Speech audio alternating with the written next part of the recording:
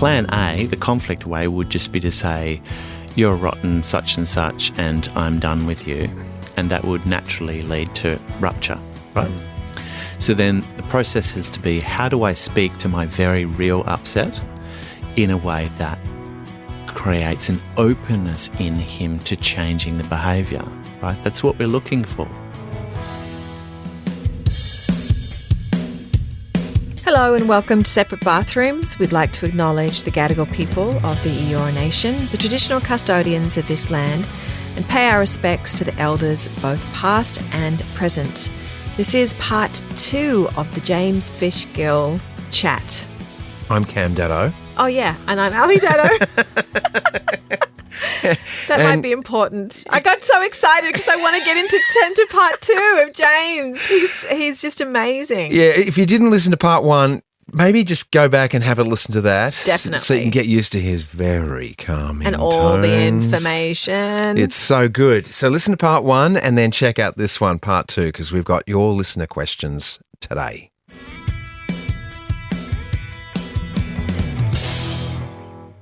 Obviously, there is conflict that becomes extreme. Yes. Where you need to either leave the relationship or there isn't any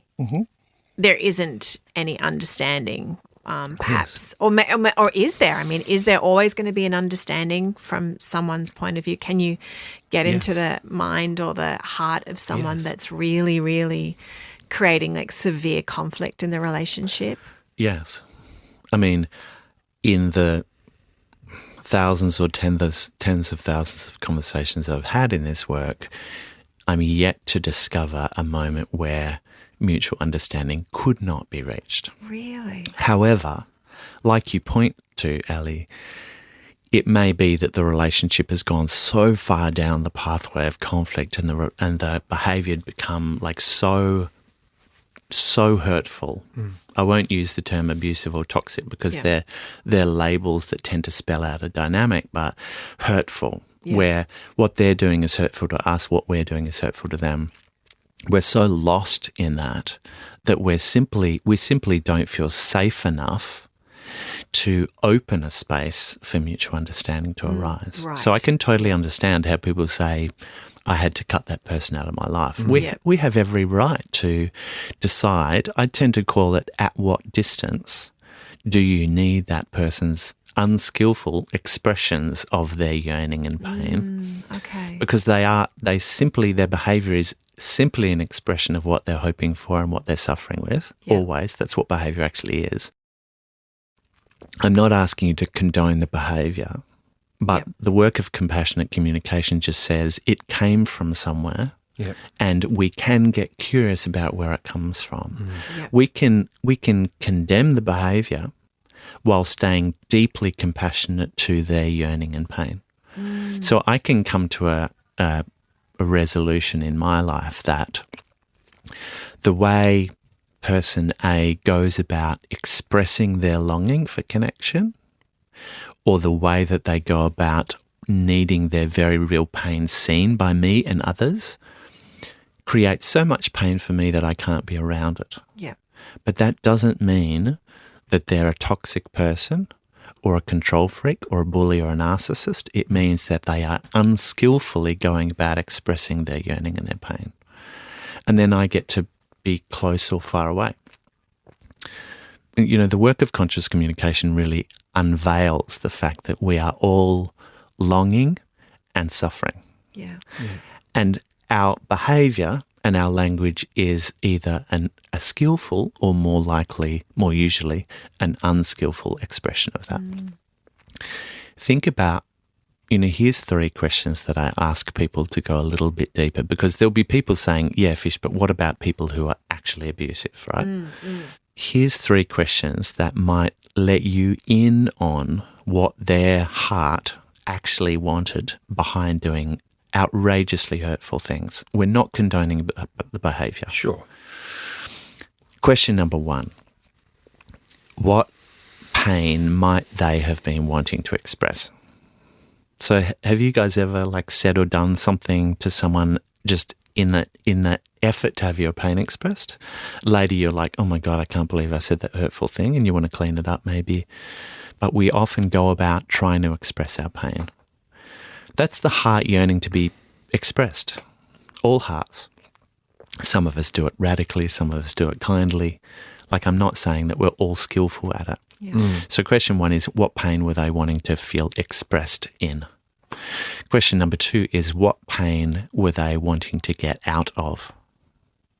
All hearts want to get out of pain. Yeah, right. Some of us go about it ridiculously unskillfully and cause enormous upset in the world. But that doesn't discount the fact that it was us wanting to get out of pain. Addiction is a great example of that question too. Such and such is medicating or stealing from the family in order to medicate, in order to try and get out of their pain. Once again, we're not condoning the behaviour. We're recognising where the behaviour naturally arose from. And question number 3, this is the clincher. This kind of takes account of all what we might call malicious intent. What pain of theirs were they wanting us to be able to feel into so that they could finally feel like we understood their pain? And that's what retribution is. That's what punishment is. That's why the penal system, that's why the legal system heads towards incarceration, because it's like, I want you to experience some level of suffering that matches mine. So it's actually a very normal human thing. If you can taste my pain, then finally I'm going to feel attuned to. Right. And I'm not condoning the ways we go about it. Yeah. I'm just recognizing that it's a foundational way that we express ourselves. That being the recipient, we're just like, that's a malicious person. Yeah. That's an evil person. But if we go deeper, the heart's wanting to have its pain felt into. Is that making some sense? Yes, yeah. It's a kind of a bit of a bomb to drop.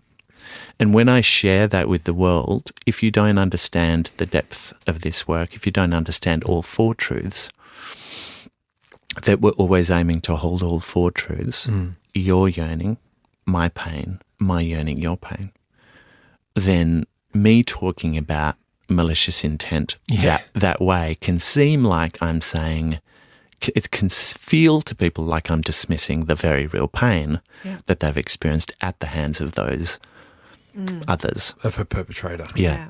But I'm not dismissing the pain. It's one of the 4 quadrants that we always bring loving awareness to. Yeah. So I'm not asking anyone to be okay with what's happened. I'm simply saying, in one hand, hold your pain, the very real pain that came about because people have done hideous things to you.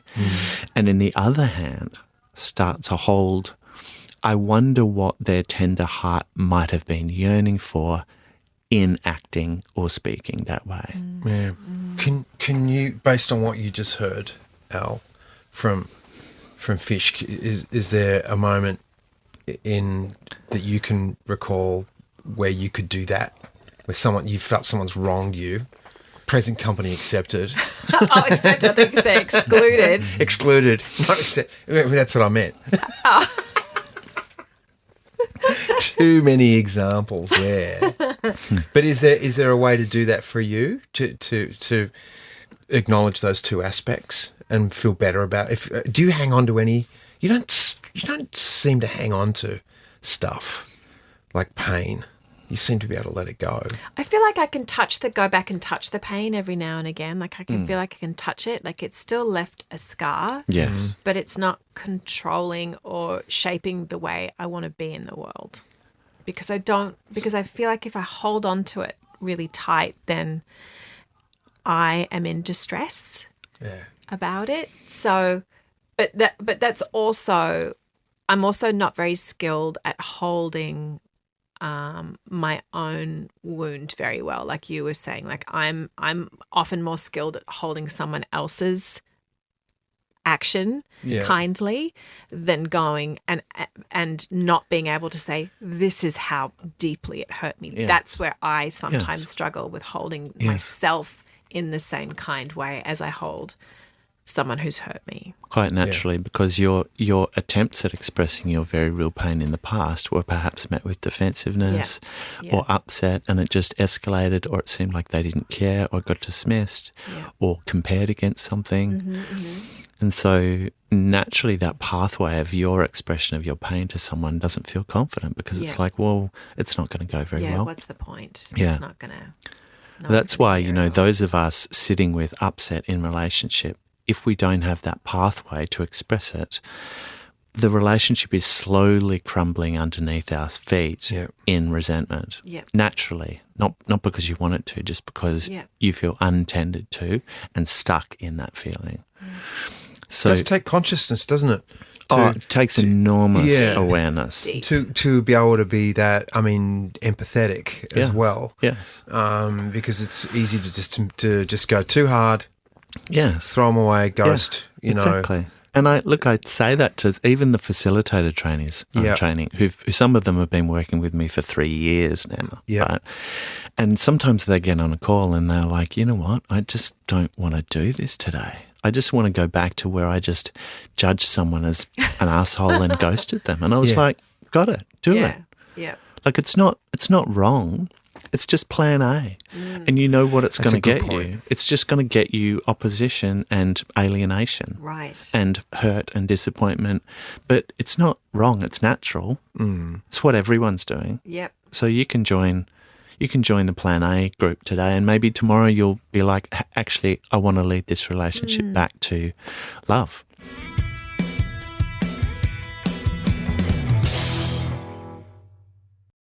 We have some amazing questions that were brought in, but I feel like in what you've explained already, it answers so many. Like there's one here, someone wrote in, my husband gets angry when I ask him why he lies to me about smoking and messaging young girls on Facebook. Got it. Yeah. Love that. Juicy. Yeah, very juicy. I don't love that for her. No.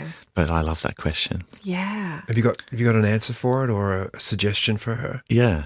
Yeah. So first of all, don't go on Facebook and reading his stuff. First of all, she's having an experience. Yeah. I'm going to assume it's a her. It might be a him with a husband. I'm going to call that person her for now. She's having a very real experience. Behind her words, by the way, her words are, why do you lie to me about smoking? Right? Can you hear that that's analysis? Yes. The why is analysis. The you're lying to me is analysis. Like it's not a far stretch from what she's experiencing, but it's different. What's she actually experiencing? Can you feel that? What's she actually experiencing? Oh, disappointment. Disappointment? Yeah, lack of trust. Lack of trust. Yeah, I can't believe what you're saying. Yeah. Yeah, that feeling hurt, feeling dismissed, feeling unseen. What we might Yeah. out there in the world of pop psychology call gaslit about her experience, which is actually just his natural defensiveness. Yeah. By the way, it's everywhere. It's natural. Got it. So she's feeling disappointed. She's feeling dismissed. She's feeling uncertain. Maybe deceived. And probably in that unsafe. Yeah, absolutely. Beautiful. So there's her experience. She may also have, just the fact, because he's smoking, she might have an actual health concern for him at the same Absolutely. time. She might be fearful of his yeah. well-being. Beautiful. So there's her experience. So naturally it comes out as analysis. Yeah. Why are you lying to me? So over there in his world, what does he do? Because that's perceived as an attack, as an analysis of his character, like a character assassination. You're a liar. He naturally, like every human being would, by the way, he naturally goes into defending his experience. The component of his experience, we were looking at her upset, her pain. The component of his experience he's defending is his intentions, naturally. Can you see that? Yeah. What would his intentions be, though? I mean, obviously these two aren't here, but what would his intentions? Let's dream into that. So first of all, he goes into his analysis, which might sound like, what did she say? Why does he get angry? He says, I'm not smoking. I don't smoke. And also about the messaging young girls on Facebook. And that he's not doing He's lying about it. Yeah, got it. So what's his intention behind defending himself? he wants to be seen as not a bad guy. Naturally, all hearts want to be seen as not the villain. Yep. So I'm not condoning the way he goes about it, but he, like all human beings, naturally goes defending his intention. He's pushing away the perception that he's being told that he's such and such. Yep. Right? That he's untrustworthy, that he's deceptive, that he's unreliable, that he's a liar. All hearts, all human hearts, push away the perceived accusation of being the villain. All human hearts, always. So what he's wanting to be seen as in the relationship is open and trustworthy and loving. Right? So that's what he's yearning for. Let's get even more skillful. Behind his actions of deceiving, lying to her about smoking, what's he yearning for? Can you feel into that? What would a beautiful, tender human heart be wanting in lying to their partner about smoking? Because he wants her to still see him as a good guy. Yes. And approval. Yes. Yeah. He wants her approval. Yes.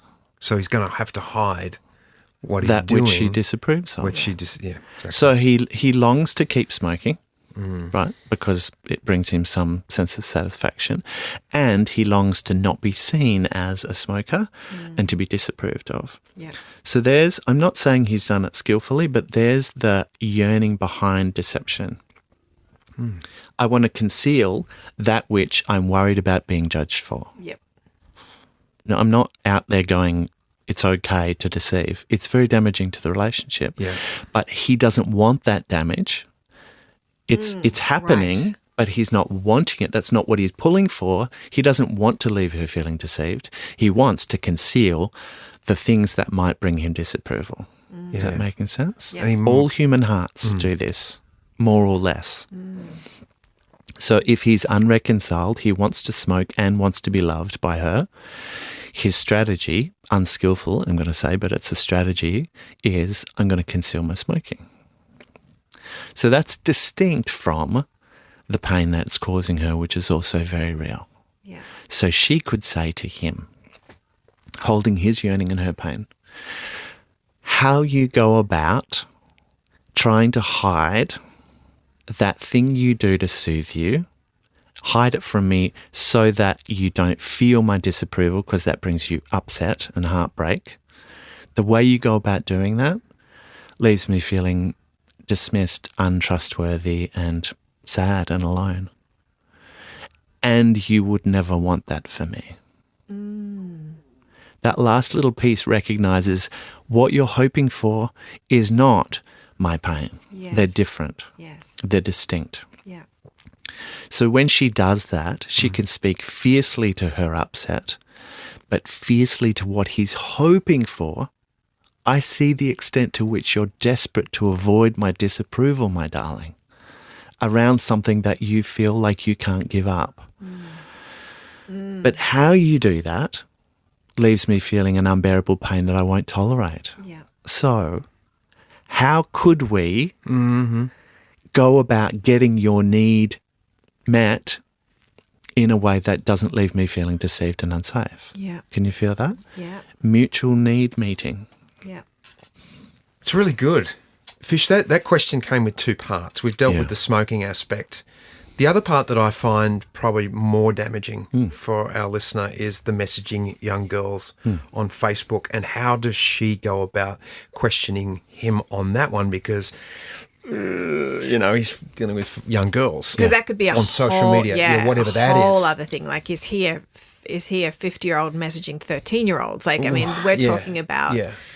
We're talking about illegal activity, But I don't in think some ways, or it could just be. I'm just taking it as my thought on this is the guy is hiding about his smoking because he's probably feeling a bit ashamed about it and stuff. And the other part is he's maybe getting some kind of validation from younger girls on Facebook. So he's able to hold his hologram up and go, look, fuck, I'm good, just ask me, and getting a response, whereas his wife's probably onto him and doesn't want got it.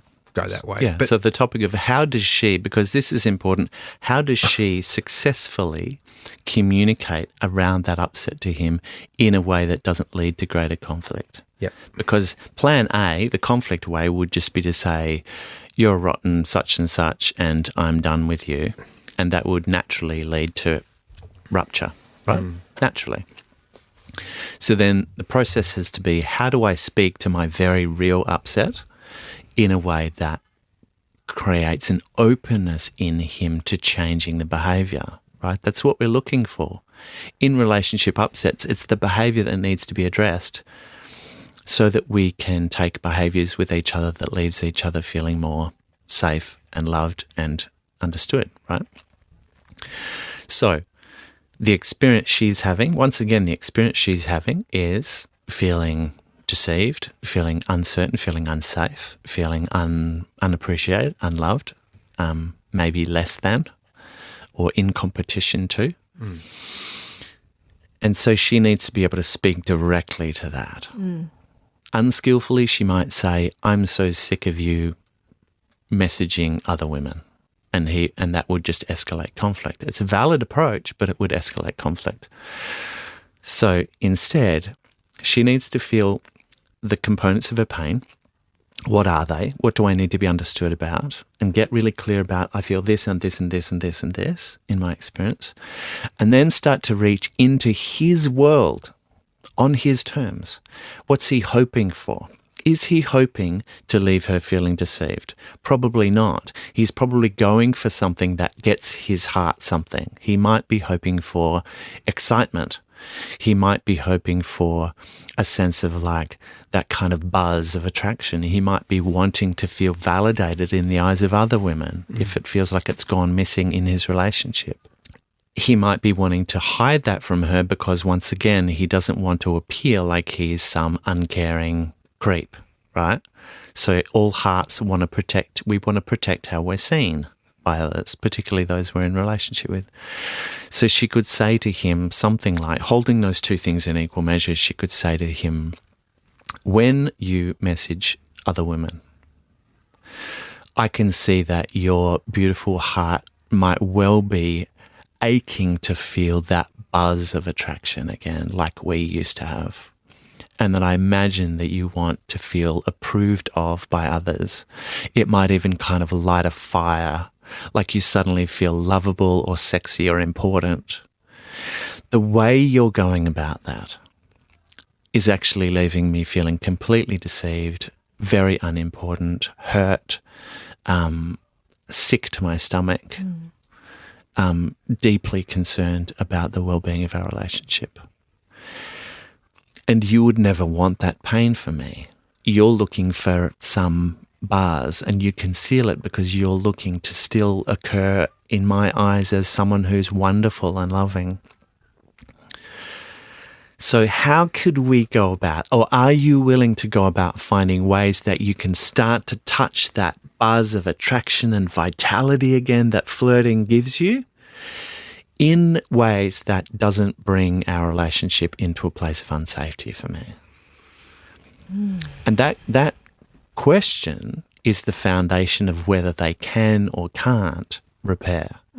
Because if he says, my love, of course I'm willing to find ways to keep that buzz in me alive that feel more safe to you, then she knows that there's some work they can do together. Yeah, there's hope. If he says, no, I'm not willing, I'm not prepared to wrap my loving awareness around the impact it's having, I just want to keep doing what I'm doing, then it might be she goes, well, I can't continue to be in a relationship with brings me that kind of unsafety. I value myself too much for that. Yeah. But a lot of people out there in the world message me, say, I've been in a relationship with 20 years and he's been cheating, she's been throwing things at me. When will they change? And I'm like, well, 20 years of them just being them and you're still hoping to have less pain? At some point we get to say the way you're going about soothing yourself, the way you're going about expressing your pain, the way you're going about finding the kind of soothing or ease or lightness in your life that you so desperately want is bringing me pain I won't continue to experience. Yeah. And we're going to have to change our agreement or end the relationship. Yeah. Yeah. So compassionate communication is not at all about making everything okay. Yeah. It's actually distilling things down to the truth, so we can speak to the truth of me and you in a way that we both feel honoured. See how she's been able to honour the fact that he's not a villain. Yeah. He's just chosen unskillful ways to go about feeling vital again. Yeah. And she's been able to honour herself for, this brings me upset that I won't continue with. Yeah.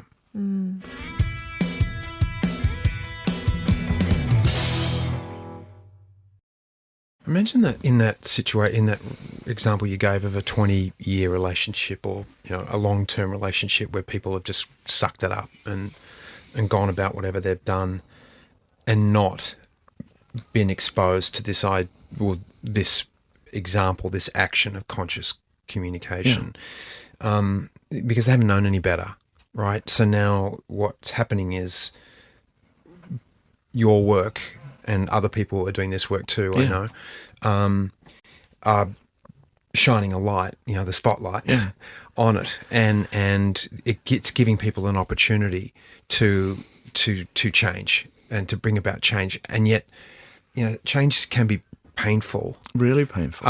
And making these, putting it out there, just going, look, if you're going to continue doing this behaviour, when I'm willing to work with you on it, there's nowhere else for me to go. That's, if you've been used to something for 20 years and then you got to give it up, that's got to be really tough. So it feels like it needs, from the people who are doing it, you need courage and extreme willingness courage. And a lot of love, and also, as you said, value, self-value. Yes. Yeah. I'm glad that you pointed to that, Cam, because, just the workshop I just ran ended on, we cannot hold the four truths if we don't first really validate the upset that we're in. Yeah. Like, really bring as much loving awareness to look at how much suffering I'm in. Because if I can't do that, I won't be willing, it won't feel fair for me to wrap someone else's experience in my loving awareness. And most of us have never really felt what it's like to have our experience deeply validated, because our caregivers just said, oh, you'll be right, carry on, or that's not as bad as children get it in Africa, or trying to, fix and compare and dismiss and minimize. Yeah. And this work is, I see my pain, and I'm just going to hold myself in loving awareness, and I'm going to get whatever support around me from people I love or from therapists to actually help me start to recognize and validate my own pain. If that can't happen first, I won't be able to validate the upset of another. I simply won't. Do you find that there's a difference to male and female, or are we all just still trying to express ourselves and not doing a very good job with it? We're all yearning, we're all suffering, and we're it's all all the same. unskillful, naturally unskillful. Yeah. Not unskillful in a way that like we're bad, but naturally unskillful, because we rely on our analysis, because that's what the mind serves up. Yeah. It's all we've got is what we think. Yeah. Yeah, that idea of analysis, is like springing to analysis and trying to make sense of something by analysing it. Does that bring up, we talk about the Americans with therapy, and I remember it's been called analysis, don't they? They call it that. Yeah. There's actually, have you guys seen Couples Therapy? It's a show. There's Yes, a US I version. binged it. Yeah. Binged that beautiful. thing. Yeah. So the beautiful thing about that is that the therapist, she's very skilled in creating space for each person's pain. Yep. If you go back and watch it, you'll be like, wow, she keeps creating space for them to express how it felt. Yep. What she's not good at is also recognising the goodness, the yearning in both hearts. So then it just becomes a pain off. It's a pain fest. Right, But they can't express, here's what you must have been hoping for, and here's how it landed for me. okay. So they're missing part of the thing. So then it becomes a bit caught up in who's responsible for the pain, rather than a very important acknowledgement that, have you noticed, this is kind of the foundation of the work, here it is, that many of the ways I go about expressing myself in the world, lovingly or otherwise, lovingly or at least validly, unintentionally create pain for people. Some of the ways in which I give loving speeches at my daughter's 21st leave her feeling unfairly put on the spot. Some of the ways I go about clarifying a conversation with my ex-wife so I can support her better leave her feeling naturally dismissed. So my good intention and some unintended upset coexist, always, in conflict. But we think because I had good intention, they shouldn't be suffering. Right. So starting to recognise that while I have good intention, I create unintended pain for others. That's a key recognition. And once we recognise that, we can start to tend to the pain that we create for others because we don't have to be the villain. We can just be like, oh yeah, I had loving intention and it landed as upsetting to them. And recognising that, then we can start to recognise that a whole lot of people in our lives were unskillfully going about some valid yearning in their heart and it naturally left us feeling upset. Yes. And those two things coexist. Yes. Normally we think because I got hurt, they must be hurtful. Yeah. So that's where labelling comes in. Yeah. Yeah. But actually when you hold the two If you go pieces, deep enough, you'll find that what they wanted was not your pain. It's distinct from your pain. Yeah. Where your pain exists, it's true and real and worthy of so much loving attention, but what they were hoping for is something slightly or radically distinct from your pain. You just described the way I talk to Elle a lot. She'll go, did you hear? Let me repeat to you what you said. Yeah, but I didn't mean that. Exactly. I didn't mean to. Exactly. To make you feel pain. Yeah, And beautiful. Here's what this is a positive thing because I think I've actually said if this isn't a conflict, we have to dive into this, or it's just going to be under the rug and we're going nowhere. See how you defend your intention, which naturally leaves Ali feel like you're not willing to bring awareness to her pain. So now your strategy will be, look at what I was hoping for, and look at how it left you feeling. Yeah. And those two things That one coexist. Taylor Swift is doing this, and she's got look what you made me do. That's it. But I was All also roads come back to Tay in my mind. But I was also thinking the other day, I felt like we had such a major breakthrough with a conflict because you just said to me, honey, what is it that you want in this marriage? And I said, I just want to be happy and live a long life with you and raise our grandchildren together and just be loving and kind and have fun. And you went, that's exactly what I want to. And that was it. It was like, then we're on the same team Tuning again. into what we're wanting, Yes. behind what we're saying and doing. All of that stuff. Because often we're saying and doing that. it doesn't seem to represent what we're actually wanting. So, for example, if someone in a relationship says, here's an example, a client of mine from a year ago got on a call with me and she was very sheepish. I said, what's up? And she said, I just sent my ex-husband a text. I was like, oh, what was it? She said, here it is, I'll read it to you. I wish I'd never met you. It was the worst day of my life. Or words to that effect. Notice what she's hoping for behind that is what? Because she's not. She wanted him to understand her pain. Yeah. Exactly. She's in that much pain that she wishes. Yes. I just see wish, my pain. Yeah, right. Now, what it created was an escalation of their court case, of course, because there's a text which is her vindictiveness that goes into his pot that she's a such and such. Yes. But what was behind it was actually, please see my pain. Yeah. She didn't want to create that pain for him. She wanted her pain, Her pain seen. to be seen. And that's a bit groundbreaking when we start to recognise where that's everywhere. Yeah. Okay. Mate, we have to leave it here. Yes. Today. Yes. I'm saying today because I've found this incredibly helpful. There's a lot there, isn't there? And wonderful. so we'd love to have you back. I know you're over in WA, but we do Zoom. Yeah. And there is technology. So And there's more questions. and there's a ton too, more questions, so- right? Yeah. So, but I feel like, as you said, Ali, before that, that a lot of what you were talking about, I think our listeners will be able to, who thank you, by the way, for sending in your questions. I'm hoping that you can plug a lot of what Fish is saying into your questions. So you will have those answers there. And if you want support, just go to my Instagram, because I'm demonstrating these tools all the time. Yeah. Aspects of the tools all the time. Do you do online courses as well? I do. Yeah, that's what I thought. So you've got a website. Yeah, leadbyheart.com. Yep. We'll put all that in the show notes so Beautiful. you can get on the James Fish Gill track. Yeah, and it's great having you in the studio, because when people come into the studio, they get a bottle of wine wrapped in leather. Love that. There you go, mate. Enjoy that. Is that to hide the label because it's like $5? Exactly. Oh, well, Put we're a not couple about of zeros labels on the here. end of it, mate. When we No, we're not about labels here, honey. not about labels. What's inside. That's exactly what it is. Right? Love that. It's just loving what you just, see. It's just wrapped in a gorgeous piece of leather that I found on the side of the road that people with bum used to sit on the couch. But it looks really nice. Well, you say it like that, Yeah, it sounds really special. But you can repurpose that leather that I have repurposed for you as wrapping. But thanks so much.